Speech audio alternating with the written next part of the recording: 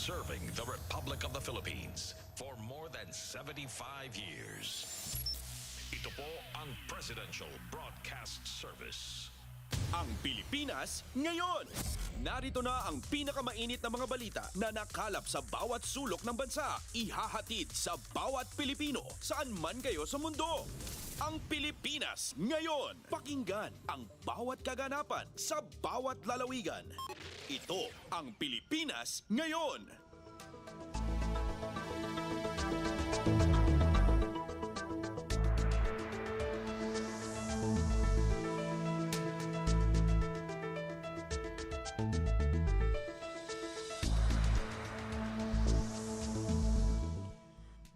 Magandang araw po sa ating mga tagapakinig. Welcome po muli sa ating programang Ang Pilipinas Ngayon. Napapakinggan po ninyo saan mang bahagi ng mundo sa pamamagitan ng ating himpilang Radyo Pilipinas World Service ng Presidential Broadcast Service. Napapakinggan po tayo sa mga sumusunod na shortwave frequencies sa 9.960 MHz, 12.120 MHz at 15.190 MHz. Ako po si Ven Blones. Samahan po ninyo ako sa kabuuan ng ating programa ngayong araw na ito. Kapapalooban pa rin po ng ilan sa mga mahalagang balita mula dito sa ating bansa. Kasama na ang mga segmentong business, sports, showbiz at ang mga balita mula sa iba't ibang rehiyon at lalawigan dito sa Pilipinas para sa ating regional news. Samantala, nais po namin kayong imbitahin na bisitahin ang ating Facebook page, ang Radyo Pilipinas World Service. Paki-follow, like at share na rin po. Ang tabayanan, sasa inyo na sa ilang sandali ang kabuuan ng ating programang Ang Pilipinas Ngayon. Kumpleto, detalyadong balitaan, di papahuli sa mahahalagang kaganapan. Kamustahin ang inang bayan, ang Pilipinas ngayon.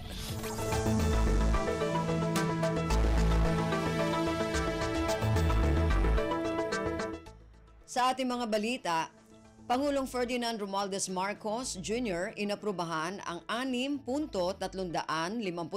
trilyong piso na Proposed National Expenditure Program o NEP para sa 2025. Pinakamalaki na paglalaanan ng pondo ang sektor ng edukasyon na kinabibilangan ng Department of Education, State Universities and Colleges, Commission on Higher Education at Technical Education and Skills Development Authority. Ang detalye ng balitang ito mula kay Raquel Bayan. Inaprubahan ni Pangulong Ferdinand R. Marcos Jr. ang 6.352 trillion pesos na Proposed National Expenditure Program para sa 2025. Alinsunod sa direktiba at policy guidelines ng Pangulo, prioridad pa rin ang mga programa na titiyak sa food security, social protection, healthcare, housing, disaster resilience, infrastructure, digital connectivity at energization. Sa ilalim ng 2025 NEP, ang pinakamalaki pa rin na paglalaanan ng pondo ay ang education sector na kinabibilangan ng DepEd, SUCs, CHED at TESDA. Kabilang rin sa mabibigyan ng malaking budget ang public works, sektor ng kalusugan kabilang ang PhilHealth, Interior and Local Government at Defense Department. Kabilang rin sa top priority ang social welfare, agriculture, agrarian reform, Department of Transportation at ang judiciary. Ayon sa palasyo, ang expenditure program na ito para sa 2025 ay susuporta sa key pillars ng Philippine Development Plan 2023-2028 ng Marcos Administration. Mula sa Malacanang, ito si Raquel Bayan para sa Radyo Pilipinas. Pasada ng mga balita mula sa Pilipinas para sa mga Pilipino saan man sa mundo. Ang Pilipinas ngayon. Pinag-aaralan ng Quezon City Police District o QCPD ang pagpapatupad ng liquor ban sa Quezon City bago at sa araw ng State of the Nation Address o SONA ni Pangulong Ferdinand Romualdez Marcos Jr. Ayon kay QCPD Director Police Brigadier General Redrico Maranan, hinihintay na lamang ang direktiba mula sa Philippine National Police o PNP, lalo na ang usapin ng suspension ng permit to carry outside of residence. Binanggit din ni Maranan na makikipagpulong ang QCPD sa rally organizers upang tiyakin ang maayos na kilos protesta kasabay ng SONA ng Pangulo. Una nang inihayag ng National Capital Region Police Office o NCRPO na mahigit 22,000 tauhan ng PNP at Task Force Multipliers ang ikakalat para sa SONA. Pagtitiyak ni Maranan, wala itong natatanggap na seryosong banta sa seguridad ang QCPD sa SONA ni Pangulong Marcos.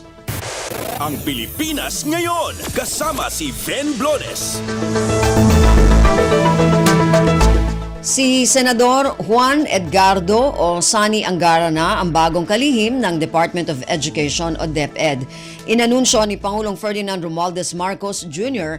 na tinanggap ni Angara ang posisyon. Si Angara ay may malalim na karanasan sa paggawa ng batas at napagtagumpayan ng iba't ibang reforma sa edukasyon simula nang ito ay maging senador. Kabilang sa legislative work ang Universal Access to Quality Tertiary Education Act at Enhanced Basic Education Act of 2013 o K-12.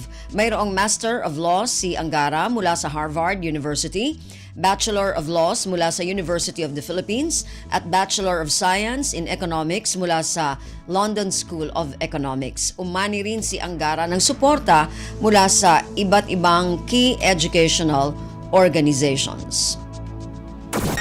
Kumpleto, detalyadong balitaan, di papahuli sa mahahalagang kaganapan. Kamustahin ang inang bayan, ang Pilipinas ngayon. Samantala, nagpahayag ng pasasalamat si Senador Sani Angara kay Pangulong Ferdinand Romualdez Marcos Jr. sa tiwala na ibinigay nito bilang bagong talagang kalihim ng Department of Education o DepEd. Ayon kay Angara, tinatanggap niya ng may pagpapakumbaba ang responsibilidad na ibinigay sa kanya ng Pangulo. Naniniwala si Angara na edukasyon ang pundasyon ng kinabukasan ng bansa. Sinabi ni Angara na sabik siyang makatrabaho si Pangulong Marcos sa paglilingkod sa mga mag-aaral, suportahan ang mga guro at pagpapaganda ng kalidad ng edukasyon sa bansa. Pasada ng mga balita mula sa Pilipinas para sa mga Pilipino saan man sa mundo. Ang Pilipinas ngayon. Armed Forces of the Philippines o AFP inilatag ang ilang nagawa ng kanilang hanay para sa taong ito, ilang linggo bago ang ikatlong State of the Nation Address o SONA ni Pangulong Ferdinand Romualdez Marcos Jr. ngayong Hulyo. Ayon kay AFP Chief of Staff General Romeo Bronner Jr., nitong nakalipas na taon ay maraming high-value individuals ang nanutralisa at sumuko sa pamahalaan. Ang detalye ng balitang ito mula kay Raquel Bayan. Inilatag ng Armed Forces of the Philippines ang ilang accomplishment ng kanilang hanay para sa taong ito, ilang linggo bago ang ikatlong State of the Nation Address ni Pangulong Ferdinand R. Marcos Jr. ngayong Hulyo. Sa bagong Pilipinas ngayon, sinabi ni AFP Chief of Staff General Romeo Bronner na nitong nakalipas na taon, marami silang high-value individuals ang na-neutralize o hindi kaya ay sumuko sa pamahalaan. Nagpapatuloy rin anya ang decommissioning efforts nito sa mga nagbabalik loob na rebelde. Mula sa 11 guerrilla fronts na patuloy na nilalabanan ng pamahalaan, 7 na lamang anya ang natitira sa kasalukuyan. Marami na rin anyang probinsya ang naideklara bilang insurgency-free, partikular sa Mindanao. Sabi ng opisyal, malaking bagay dito ang mga programang ipinatutupad ng NTF-ELCAC on ground. Marami po tayong na-accomplish because of this. Dahil ang konsepto po dito is the whole of nation approach. For the longest time kasi ang ginawa natin was we applied the military approach to the issue, pero nung lahat po tayo ay nagtulong-tulong, ay lalong napaganda yung ating kampanya laban sa insurgency at lalo po nating na-address yung roots ng problema at marami po tayong natulungan ng mga kababayan natin. Mula sa Malacanang, ito sa Raquel Bayan para sa Radyo Pilipinas. Pasada ng mga balita mula sa Pilipinas para sa mga Pilipino saan man sa mundo. Ang Pilipinas ngayon.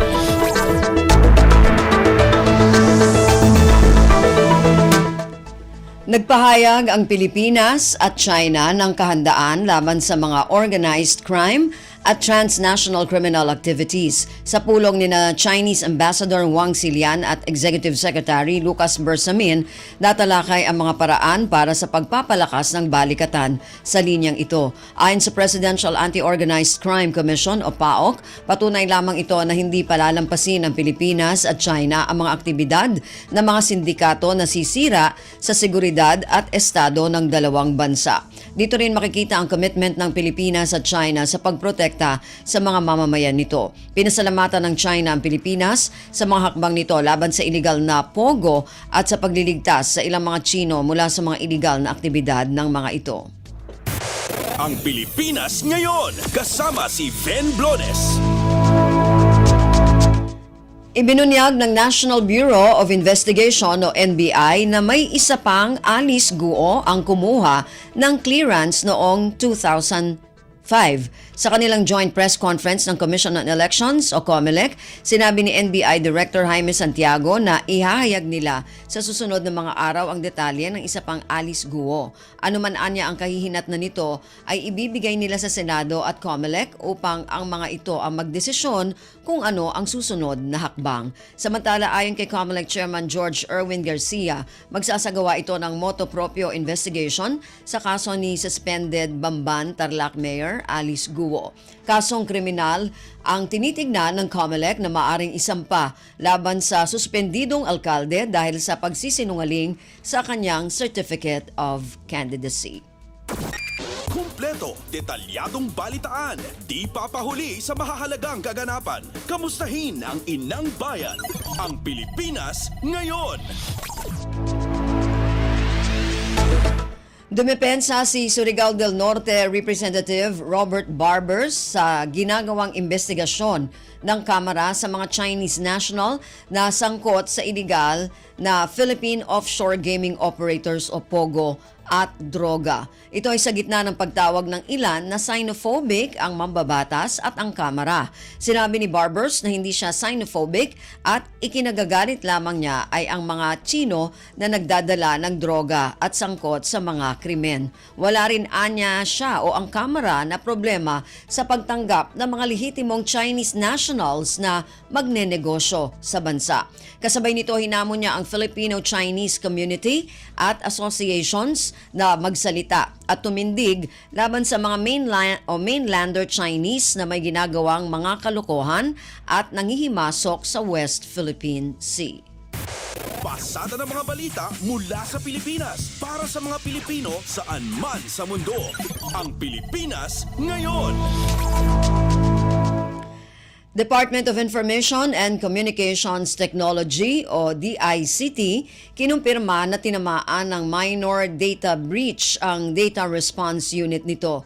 Gayunman, sinabi ni DICT spokesperson, Assistant Secretary Renato Aboy Paraiso na walang sensitibong data ang nakompromiso sa naturang breach dahil external system ito at hindi konektado sa central system ng DICT. Ang detalye ng balitang ito mula kay Mary Ann Bastasa.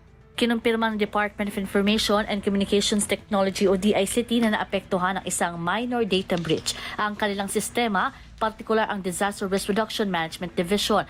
Ayon kay DICT spokesperson ASEC Aboy Paraiso, na-monitor ang breach kahapon at agad din itong inaksyonan. Wala naman anyang sensitibong data ang nakompromiso dahil ito ay isang external system na hindi konektado sa central system ng DICT. Wala rin anyang malaking data ang nakastore sa naturang sistema maliban na lang sa data ng ilang empleyado ng naapektuhang unit at mga government asset. Kaugnay nito, nag-abiso naman ang DICT's National Privacy Commission hinggil sa data breach. Sa ngayon, puspusa naman anyang ginagawang hakbang ng ahensya para mapahusay ang cybersecurity at masigurong hindi na mauulit pa ang breach na ito. Ito si Meran Bastasa para sa Radyo Pilipinas. Kumpleto, detalyadong balitaan, di papahuli sa mahahalagang kaganapan. Kamustahin ang inang bayan, ang Pilipinas ngayon. Bumaba ng 36% ang mga reklamo tungkol sa cybercrime mula Enero hanggang Hunyo ng taong kasalukuyan kumpara sa parehong panahon noong nakalipas na taon. Base ito sa datos na iniulat ng Philippine National Police Anti-Cybercrime Group o PNP-ACG, kung saan 8,177 reklamo ang naitala sa unang 6 na buwan ng taon kumpara sa 12,808 sa kahalintulad na panahon noong nakaraang taon. Ayon sa ACG, bumaba ang iniulat na insidente ng iba't ibang modus ng cybercrime, kabilang ang online selling, investment at debit credit card fraud. Indikasyon na epektibo ang cybersecurity measures na ipinatupad ng pamahalaan at mga pribadong kumpanya. Ayon pa sa ACG, nakatulong ang Cybercrime Awareness Campaign para maging mas maingat ang publiko sa mga online scam. Samantala, pinuna ng ACG ang pagtaas ng kaso ng cyber libel at photo and video voyeurism na indikasyon na dumadalas ang paggamit ng digital platforms para sa mga personal na alitan. Pasada ng mga balita mula sa Pilipinas para sa mga Pilipino saan man sa mundo. Ang Pilipinas ngayon. Mas pinadali na ang pagkuha ng OFW records o OFW information sheet gamit ang OFW Records Online Appointment System ng Department of Migrant Workers o DMW. Ayon sa DMW, para makapag-schedule ng appointment, bumisita lamang sa official website ng ahensya na https://ofwrecords.dmw.gov.ph/. Samantala, kung nais kumuha ng OFW records o OFW information sheet, kailangan munang mag-login gamit ang latest appointment reference number o magrehistro kung bagong user. Pagkatapos ay piliin ang nais na oras at araw ng inyong appointment at i-print ang appointment form. Sa araw ng inyong appointment, dalhin ang appointment form at isang valid government-issued ID sa napili ninyong DMW office. Kabilang sa mga tinatanggap na ID, ang passport, UMID, SSS, driver's license at iba pa. Para sa ibang katanungan tungkol sa OFW records, maaring tumawag sa DMW Information and Assistance Center sa 02-8722-1144 o mag-email sa feedback@dmw.gov.ph. Ang Pilipinas ngayon, kasama si Ben Blones. Patuloy na binabantayan ng Philippine Institute of Volcanology and Seismology o PHIVOLCS ang aktibidad ng Bulkang Kanlaon sa Negros Island. Kasunod ito ng naitalang patuloy na pagbuga ng mataas na level ng volcanic SO2 o sulfur dioxide ng bulkan. Batay sa pagsukat ng PHIVOLCS, umaabot sa 5,083 tonelada ng sulfur dioxide ang ibinuga ng Bulkang Kanlaon na pangalawang pinakamataas na sukat ng SO2 mula sa bulkan na naitala ngayong taon. Bukod dito, meron ding naitalang humigit kumulang na 42 volcanic earthquakes sa nakalipas na 24 na oras. Ayon sa PHIVOLCS, patuloy pa rin ang pamamaga ng bulkan, senyales na may pagkilos ng magma sa ilalim ng bulkan. Bunsod nito patuloy ang paalala ng PHIVOLCS sa publiko na nakataas pa rin ang Alert Level 2 sa Bulkang Kanlaon. Nangangahulugan nito na may kasalukuyang mababaw na aktibidad sa bulkan at maaring humantong sa pagputok o masigit pang mapanganib na magmatic na pagsabog. Patuloy na ipinagbabawal ang pagpasok sa 4-kilometer radius Permanent Danger Zone o PDZ upang makaiwas sa panganib na dulot ng pagputok ng bulkan. Pasada ng mga balita mula sa Pilipinas para sa mga Pilipino saan man sa mundo. Ang Pilipinas ngayon.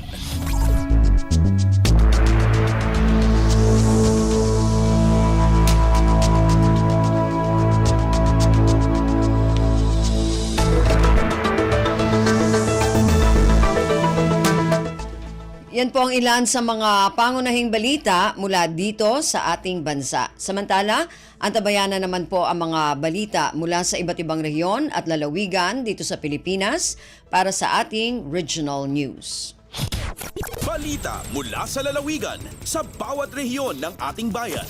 Dito sa Ang Pilipinas Ngayon.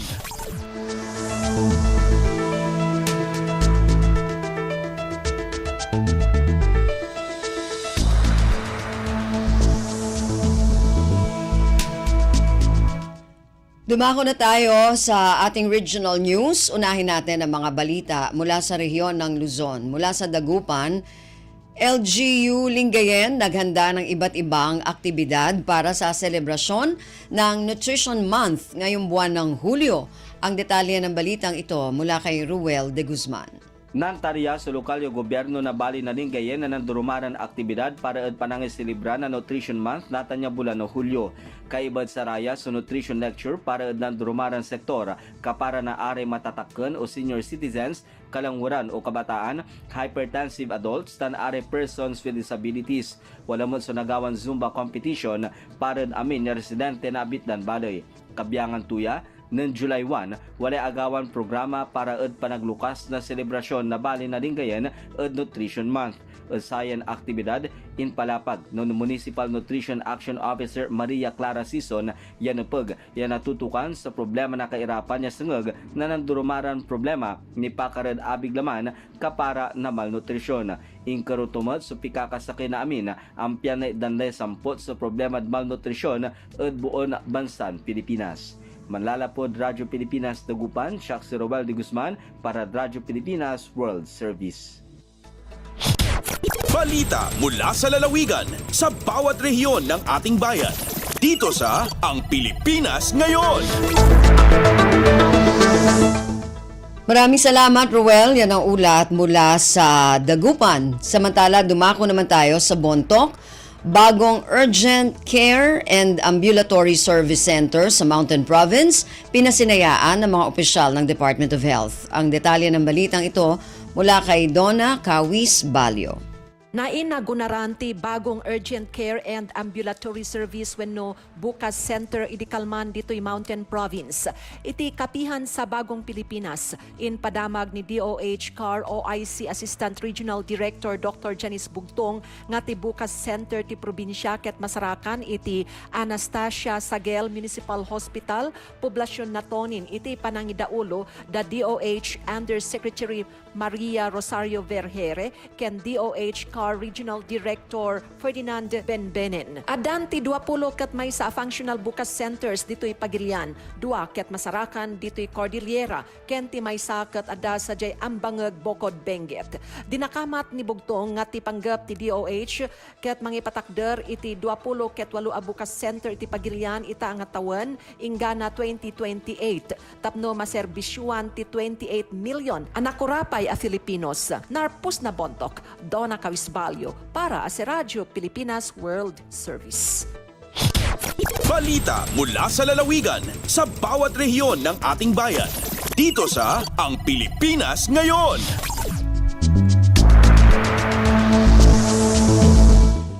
Maraming salamat, Donna. Yan ang ulat mula sa Bontoc. Samantala, dumako naman tayo sa Lucena. Calabarzon nananatiling malaria-free ayon sa Department of Health Region 4A. Ang detalye ng balitang ito mula kay Mara Grezula. Nananatiling malaria-free region ang Calabarzon ayon sa DOH-4A sa isinagawang kapihan sa Bagong Pilipinas kahapon, July 2. Sa ulat ni Assistant Regional Director Dr. Leda Hernandez, simula 2022 ay wala nang naitalang kaso ng malaria sa rehiyon na isang mapanganib na sakit lalo na sa mga bata at naipapasa sa tao ng ilang uri ng lamok. Samantala, kabilang din sa mga pangunahing health program accomplishments ng DOH-4A mula June 2022 hanggang sa kasalukuyan, ang pangunguna ng Calabarzon pagdating sa dami ng mga batang nabakunahan sa Chikiting Ligtas Supplemental Immunization Activity. Ayon kay Dr. Hernandez, mahigit 1,032,000 na batang 5 years old bababa ang nabakunahan kontra measles rubella. Mahigit 213,000 na bata naman ang nabigyan ng oral polio vaccine o OPV sa buong rehiyon. Mula sa RP Lucena, ito si Mara Grezula para sa Radyo Pilipinas World Service. Balita mula sa lalawigan sa bawat rehiyon ng ating bayan. Dito sa Ang Pilipinas Ngayon. Maraming salamat, Mara. Yan ang ulat mula sa Lucena. Samantala, dumako naman tayo sa Palawan. Panibagong 2 water system projects pinasinayaan ng pamahalaang panlalawigan ng Palawan sa munisipyo ng Araceli. Ang detalye ng balitang ito mula kay Gillian Faye Ibanez. Impasinayaan ng Calabas ang Araceli Waterworks System sa munisipyo yang Araceli sa pamamagitan niyang Palawan Water iyang pamalaang panlalawigan niyang Palawan. Makon si Araceli Mayor Sucodilia mabuhay din ipapangarap andang munisipyo na magka-potable water o malimpyong tubig nga mamainom ang mga tao nga agalingin sa andang saliling patubig. Inkunda ang alkalde na aga paretana na kapag insuportaan niya mga taong proyekto nga dya ay magadayon-dayon ng serbisyo sa andang lugar. Darwa ka water system project ang impasinayaan ang aglibas nga Domingo sa munisipyo ang Araceli, katabid ang San Jose de Oro at Mauringan. Nga may silid ng 6 na water system project ang munisipyo kung sa din ang sa kabilog ay reverse osmosis desalination plant ang ingamit, 5 rin ang gagamit ang deep well. Nga ang kantidad 70 milyong pisong kwarta ang mga water system project kadya sa lokal. Alindigi sa Puerto Princesa, Palawan, Gillian Ibanez, Radyo Pilipinas. Balita mula sa lalawigan sa bawat rehiyon ng ating bayan. Dito sa Ang Pilipinas Ngayon.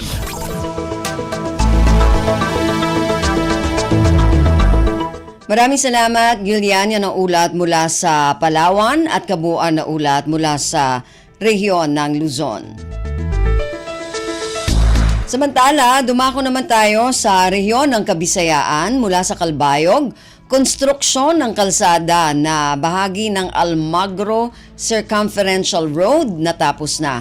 Ang detalye ng balitang ito mula kay Suzette Pretencio. Nahuman na ang konstruksyon sa kalsada nga parte sa Almagro Circumferential Road sa munisipyo San Almagro, probinsya San Samar. Kaparte ang proyekto sa Tourism Road Infrastructure Program o TRIP nga nagkakantidad sa 4.8 million pesos sa ilarom sa General Appropriations Act o GAA FY 2024. Matikang ang Portland Cement Concrete Pavement o PCCP nga kalsada sa Barangay Poblasyon pakadto sa Sitio Malumlom nga may kahilaba nga 100 meters ngan kahilapad nga 6.1 meters. Sumala sa DPWH Summer 1st ang nasabi nga kalsada in parte sa mas dako nga circumferential road project nga kundiin sa katapusan makonekta ini sa tanan nga barangay sa munisipalidad agud makahatag sa mas madali ngan mas komportable nga pagbiyahe sa mga residente. Dugang pa sa buhatan nga makakabulig liwat ini nga mapaduso ang turismo nga magreresulta sa mas dako nga kita sa bungto. Tikang sa Radyo Pilipinas Calbayog, ini si Suzette Pretencio para sa Radyo Pilipinas World Service. Balita mula sa lalawigan sa bawat rehiyon ng ating bayan. Dito sa Ang Pilipinas Ngayon. Maraming salamat, Suzette. Yan ang ulat mula Calbayog at kabuuan na ulat mula sa rehiyon ng Kabisayaan. Dumako naman tayo sa rehiyon ng Mindanao mula sa Tandag. Mga fire volunteers sa lungsod ng Tandag sumailalim sa fire fighting training. Ang detalye ng balitang ito mula kay Raymond Aplaya. Ubay-ubay nga mga fire volunteers gikan sa 21 ka mga barangay ning syudad sa Tandag ang malampusod nga mapalawom sa firefighting training. Gipasugdan ang mga pagbansay sa City Disaster Risk Reduction and Management Office o CDRRMO kaabag ang Bureau of Fire Protection o BFP Tandag City Fire Station.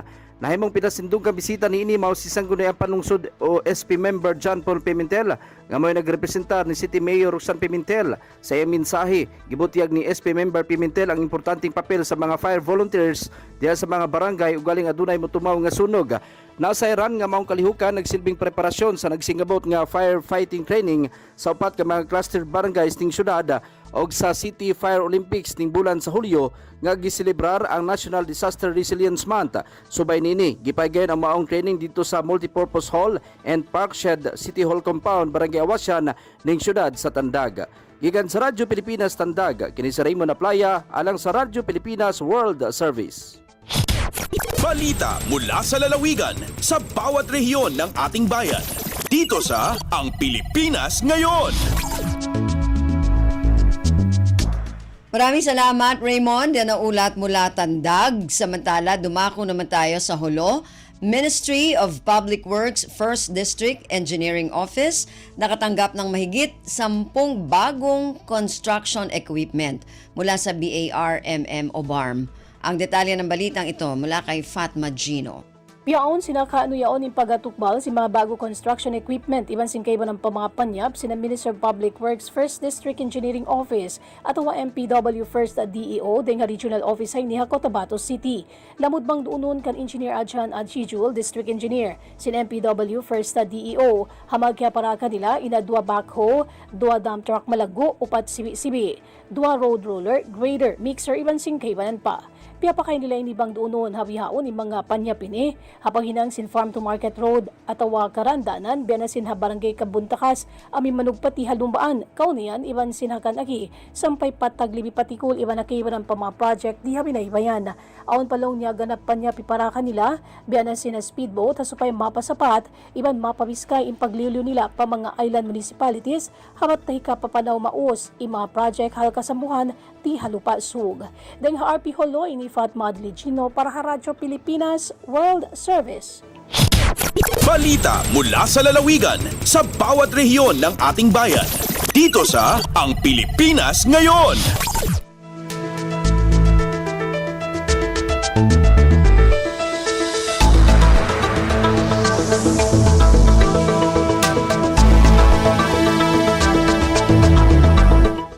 Maraming salamat, Fatma. Yan na ulat mula sa Hulo at kabuuan na ulat mula sa rehiyon ng Mindanao.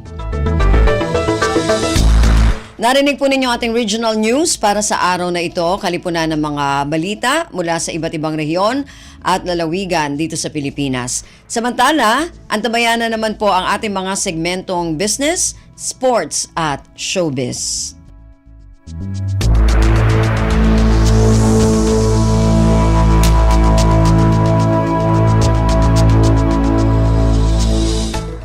Dumako na tayo sa ating mga segmento. Unahin natin ang ating balitang negosyo.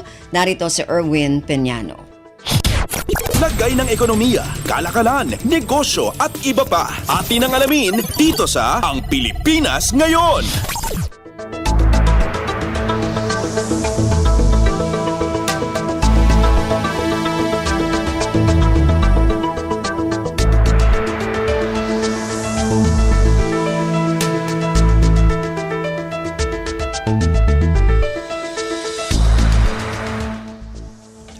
Magandang araw, narito na ang mga nangungunang balita sa larangan ng pagnenegosyo at kalakalan. Tiniyak ni Trade Secretary Alfredo Pascual ang patuloy na pag-alalay ng pamahalaan sa mga negosyo, partikular sa mga nasa micro, small and medium enterprises o MSMEs. Ginawa ng kalihim ang paniniguro matapos aprobahan kamakailan ng Regional Wage Board ang dagdag pasweldo sa mga minimum wage earners sa Metro Manila. Ayon kay Secretary Pascual, welcome sa kanila ang bagong aumento sa sahod ng mga manggagawa sa National Capital Region, ngunit kasabay nito ay kinikilala rin ng ahensya ang hamong dala nito sa mga negosyo, lalo na iyong mga kabilang sa MSME. Aniya Secretary Pascual, mahalaga pa rin balansehin ang pangangailangan ng mga manggagawa at sustainabilidad ng mga enterprise, kaya naman committed ang pamahalaan na agapayan ang mga apektadong industriya sa transition period ng nasabing kautusan. Tiniyak din ng kalihim ang patuloy na pakikipagtulungan ng Department of Trade and Industry sa iba pang ahensya ng pamahalaan at private sectors para sa pag-monitor ng epekto ng nasabing wage hike sa mga negosyo.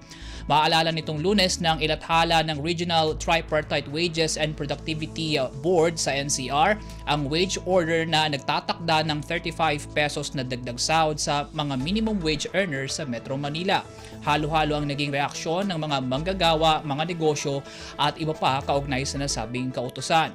Samantala, nilinaw naman ni Labor Secretary Benvenido Laguesma na may ilang araw pa para iapila sa National Wages and Productivity Commission ang nasabing wage order bago ang implementasyon nito. Lagay ng ekonomiya, kalakalan, negosyo at iba pa. Atin ang alamin dito sa Ang Pilipinas Ngayon.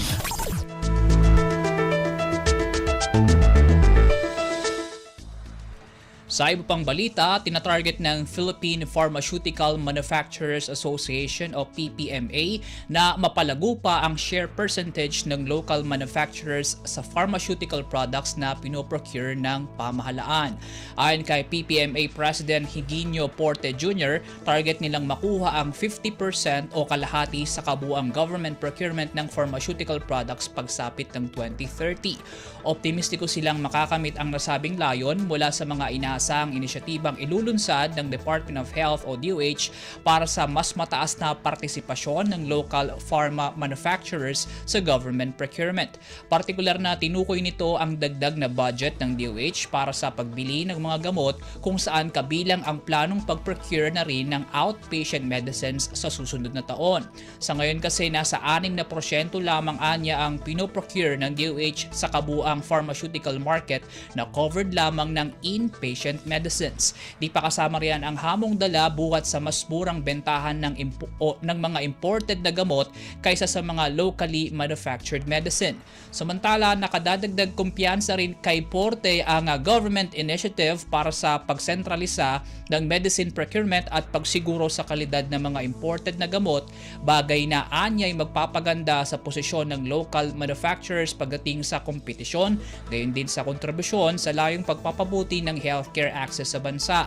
Noong nakaraang taon, naabot lamang sa 5% ang ambag ng local pharma manufacturers mula sa kabuuang 270 billion pesos na pharmaceutical market value. Lagay ng ekonomiya, kalakalan, negosyo at iba pa. Atin ang alamin dito sa Ang Pilipinas Ngayon.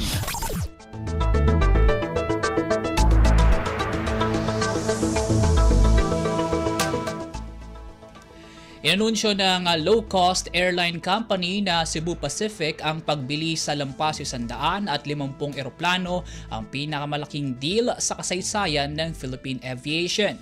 Sa inilabas na disclosure ng Gokong Wei-led airline company, sinabi nitong naselyuhan na ang Memorandum of Understanding kasama ang Airbus para sa pagbili ng 152 aircraft na may kabuuang halaga na $24 billion o 1.4 trillion pesos. 50 sa mga ito ay magmumula sa A320neo model, habang ang 102 naman ay manggagaling sa A321neo.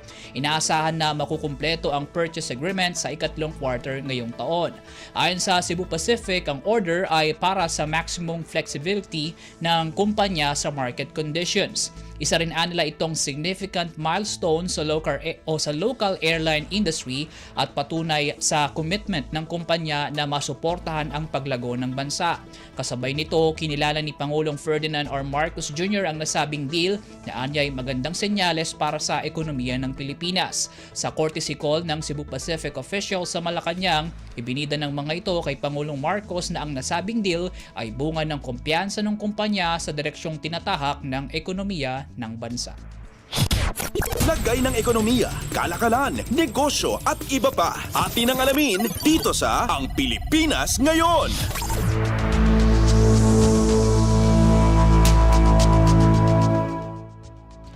At yan po ang mga balitang aming nakalap sa larangan ng pagnenegosyo at kalakalan. Para sa Radyo Pilipinas World Service, ako po si Win Peñano. Maasensong araw po sa ating lahat. Lagay ng ekonomiya, kalakalan, negosyo at iba pa. Atin ang alamin dito sa Ang Pilipinas Ngayon.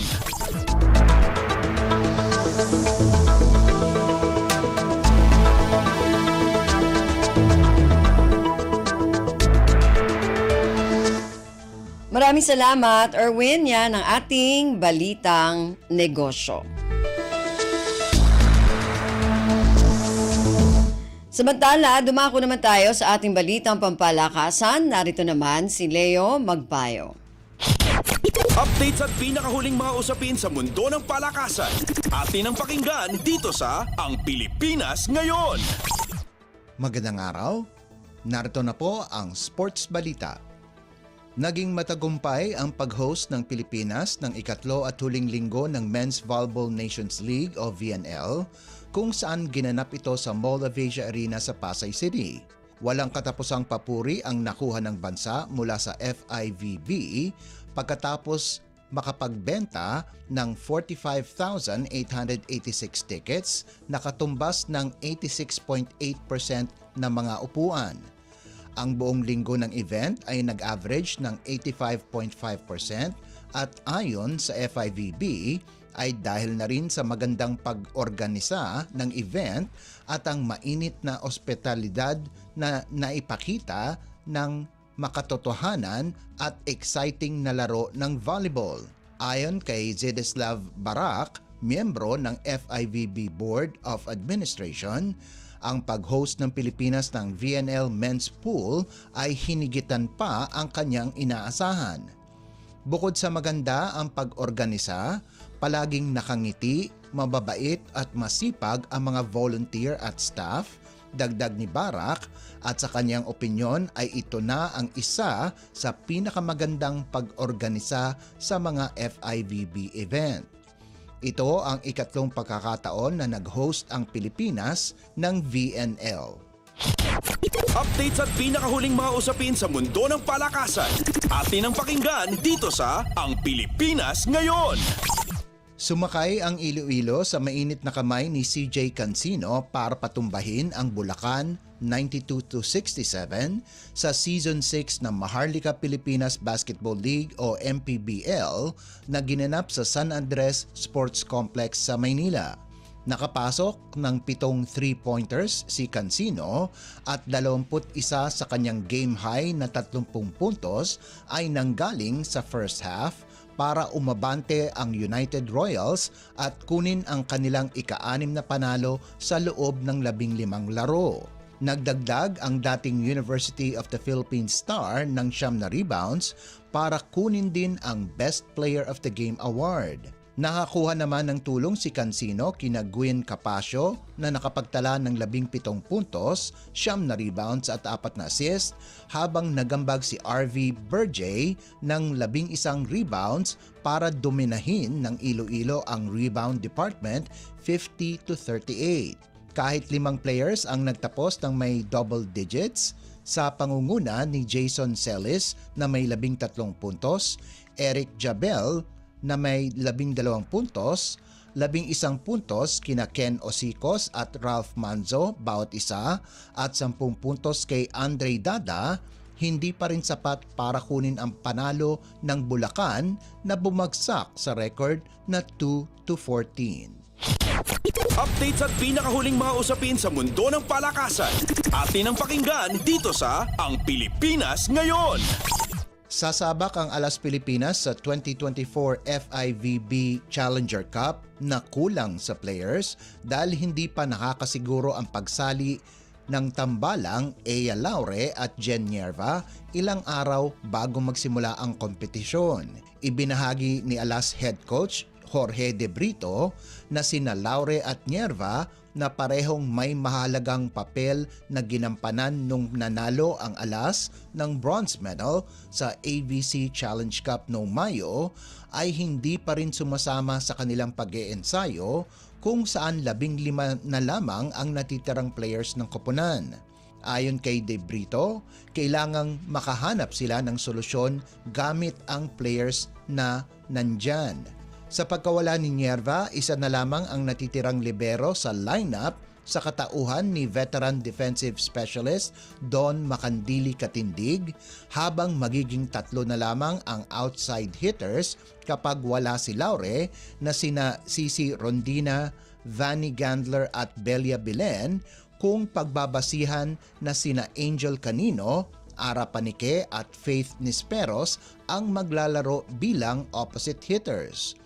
Una nang sinabi ni De Brito na hindi makapaglalaro si Tots Carlos para sa national team, subalit wala pa siyang ibinigay na update kay Alyssa Solomon na isa sa mga idinagdag sa koponan kasama sina Gemma Galanza at Belen.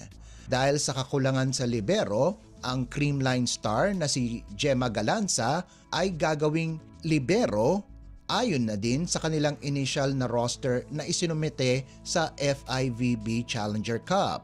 Subalit sinabi ng Brazilian coach na hindi pa pinal ang lahat at kanilang masusing pinag-aaralan ang huling lineup ng koponan. Sasalang ang Alas laban sa Vietnam itong darating na Biyernes sa Challenger Cup Quarterfinals na gaganapin sa Ninoy Aquino Stadium. Updates at pinakahuling mga usapin sa mundo ng palakasan. Atin ang pakinggan dito sa Ang Pilipinas Ngayon. At yan ang pinakahuling balita sa larangan ng palakasan. Para sa Radyo Pilipinas World Service, ito po si Leo Magpayo. Magandang araw. Updates at pinakahuling mga usapin sa mundo ng palakasan. Atin ang pakinggan dito sa Ang Pilipinas Ngayon.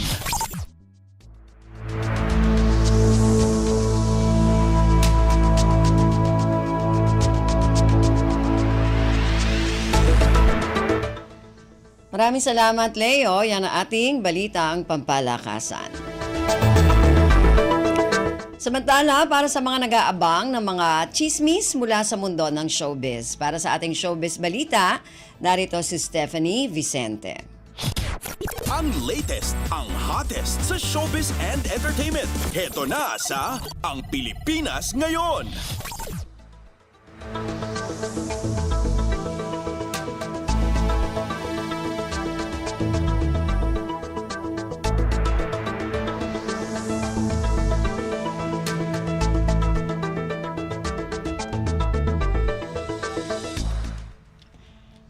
Magandang araw! Nagbabalik ang paboritong segmento ng mga chismoso at chismosa, ang segmentong Balitang Artista.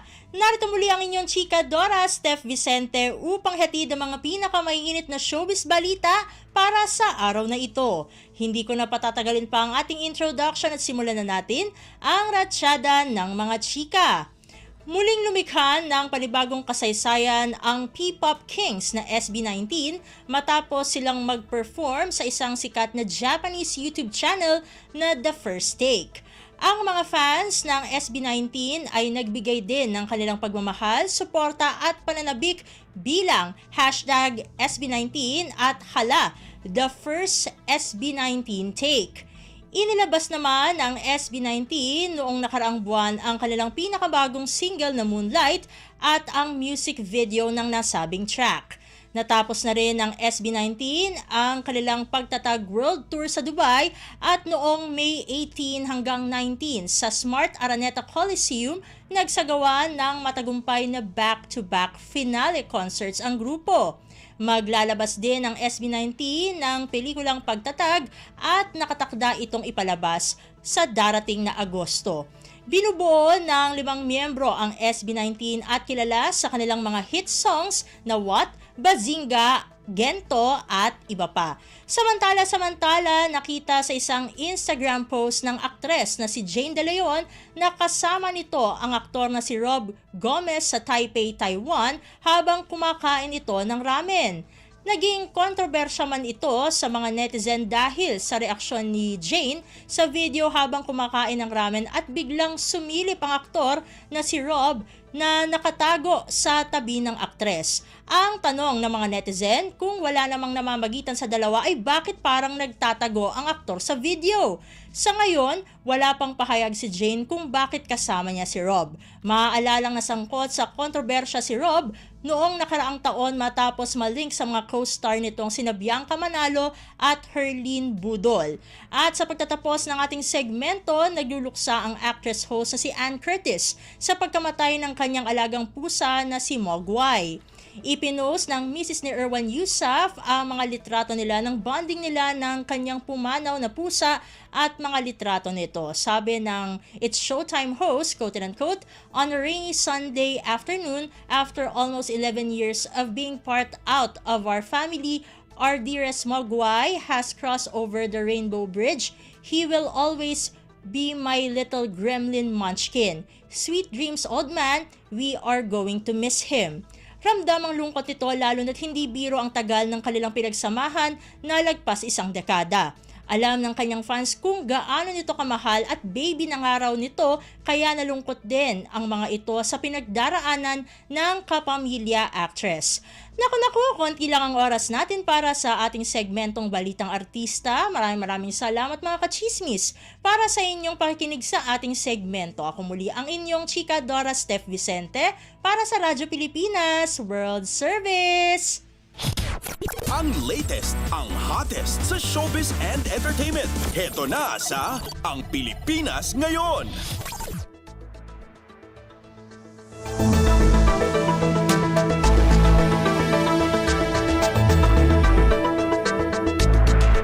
Maraming salamat, Steph. Yan ang ating showbiz balita.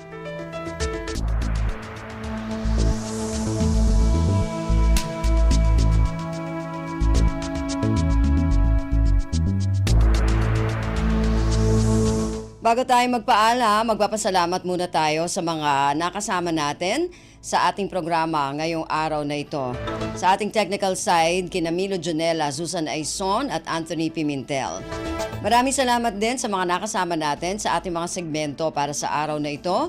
Sa ating Balitang Negosyo kay Erwin Peñano, sa ating Balitang Pampalakasan kay Leo Magpayo, at sa ating showbiz balita kay Stephanie Vicente, sa mga kasama natin na nag-ulat mula sa iba't ibang rehiyon at lalawigan dito sa Pilipinas para sa ating regional news, at sa ating mga executive producer ngayong araw na ito kay Jerome Toledo at Stephanie Vicente. Gayon din sa ating station manager na si Mr. Ray Sampang. Hanggang sa susunod na edisyon na ating programang Ang Pilipinas Ngayon, ako pong muli si Ven Blones. Maraming salamat po at mabuhay po tayong mga Pilipino. At yan ang Pilipinas Ngayon.